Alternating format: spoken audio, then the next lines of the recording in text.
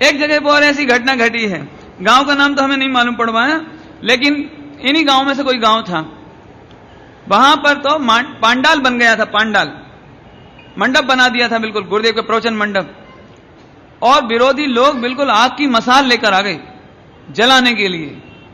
लेकिन पांडाल जलाने की चेष्टा तक की गई उस जमाने में, लेकिन कोई पुण्य योग ऐसा बना, कार्यकर्ताओं की समझबूझ, पुलिस वालों की व्यवस्था, कि वो पांडाल जलाया नहीं जा सका।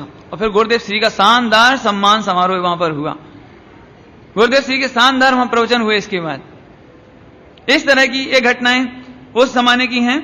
और एक चंद्रशेखर मुनिराज हुए, उनके साधु, थानकवासी में चंद्रशेखर साधु, इन्होंने समाचार पत्रों में बहुत निंदा की गुरुदेव की, बहुत छापा निकाला, बहुत चिट्ठी निकाली।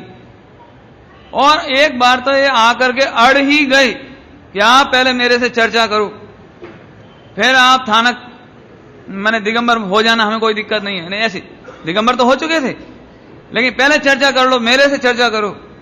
अब माना ही नहीं, तो ठीक है भैया करो चर्चा, चंद्रशेखर है ना।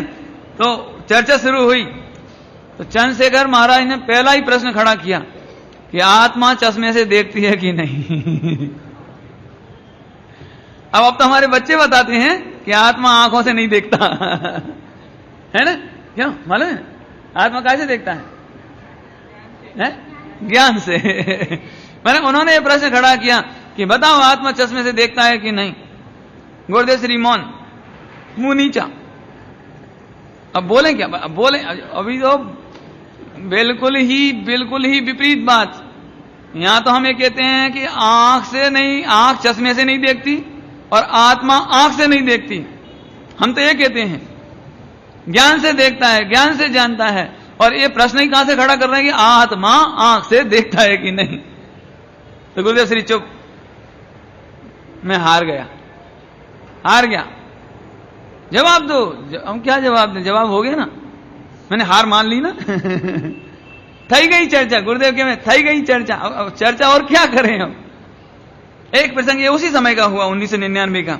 इस तरह की कुछ घटनाएं हुई।